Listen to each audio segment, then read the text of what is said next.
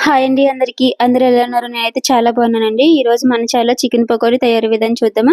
ముందుగా బౌల్‌లోస్ చికెన్ తీసుకొని ఇలా చిన్న చిన్న పీసెస్‌లా కట్ చేసుకోవాలి. తర్వాత అది క్లీన్ చేసుకున్న తర్వాత కొంచెం పసుపు, కొంచెం మసాలా కారం, 2 టేబుల్ స్పూన్ మసాలా కారం, 1 టేబుల్ స్పూన్ గరం మసాలా, టేస్ట్‌కి సరిపడా సాల్ట్ వేసుకోవాలి. ఇక్కడ నేను మసాలా కారం వాడుతున్నానండి. మీరు నార్మల్ కారం అయితే ధనియాల పొడి కూడా యాడ్ చేయండి. తర్వాత కొంచెం అల్లం వెల్లుల్లిపాయ పేస్ట్ కూడా వేసుకొని నెక్స్ట్ మనం ఇందులోకి హాఫ్ లెమన్ ఇలా పిండుకోవాలి. లెమన్ పిండుకున్న తర్వాత మనం చేతితోటి మొత్తం బాగా మిక్స్ చేసుకోవాలి. మనం చేతితోటి ఎంత బాగా మిక్స్ చేసుకుంటే మనకి పీసెస్‌కి మసాలా అనేది అంత బాగా పడుతుందండి. పకోడీ కూడా అంత టేస్టీగా వస్తుంది. మనం చాలా ఈజీగా చేసుకోవచ్చండి ఇంట్లో. ఇలాగే చికెన్ పకోడీ అనేది మనకి అసలు ఒకసారి ఇలా ఇంట్లో ట్రై చేశారంటే ఎప్పుడు బయట తీసుకోరు, అంత టేస్టీగా ఉంది చికెన్ పకోడీ అన్నది. కంపల్సరీ అందరూ ట్రై చేయండి. అలాగే మనం ఇలాగ ఎంత బాగా మిక్స్ చేసుకుంటే చేతితోటి మనకి అంత బాగా పీసెస్ లోపలికల్లా మనకి మసాలా పడుతుందండి.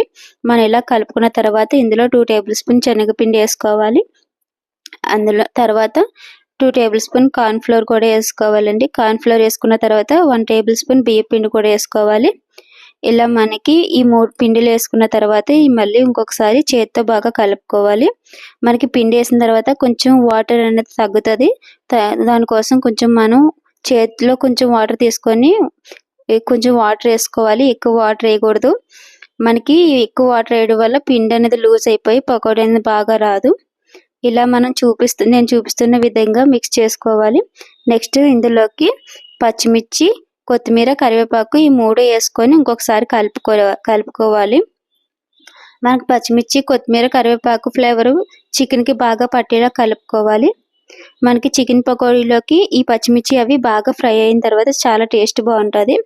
ఇలాగ ఒకసారి కలుపుకున్న తర్వాత ఒక 1 అవర్ ఫ్రిడ్జ్లోని పెట్టుకోవాలి.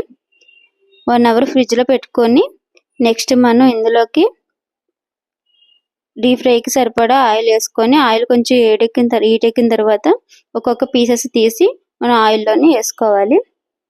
పీసెస్ విడివిడిగా వేసుకోవాలండి. ముద్దలా వేసుకుంటే మనకి చికెన్ అనేది బాగా కుక్ అవ్వదు. తర్వాత ఇది మనకి స్టవ్ కూడా మీడియం ఫ్లేమ్లో పెట్టుకోవాలి, హై ఫ్లేమ్లో పెట్టొద్దు. అలా పెట్టడం వల్ల కూడా చికెన్ బాగా కుక్ అవ్వదు. ఇలా ఒక్కొక్క పీసెస్ కూడా కళాయిలో వేసుకున్న తర్వాత మీకు ఆయిల్కి సరిపడా పీసెస్ వేసుకోండి.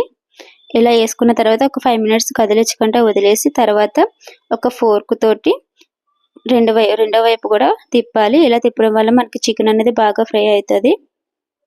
మనకి మొత్తం ఇలా ఒకసారి ఇలా మొత్తం కలుపుకున్న తర్వాత ఇవి 2 వైపులా బాగా ఫ్రై అయ్యే వరకు మనం మీడియం ఫ్లేమ్లోనే ఫ్రై చేసుకోవాలి.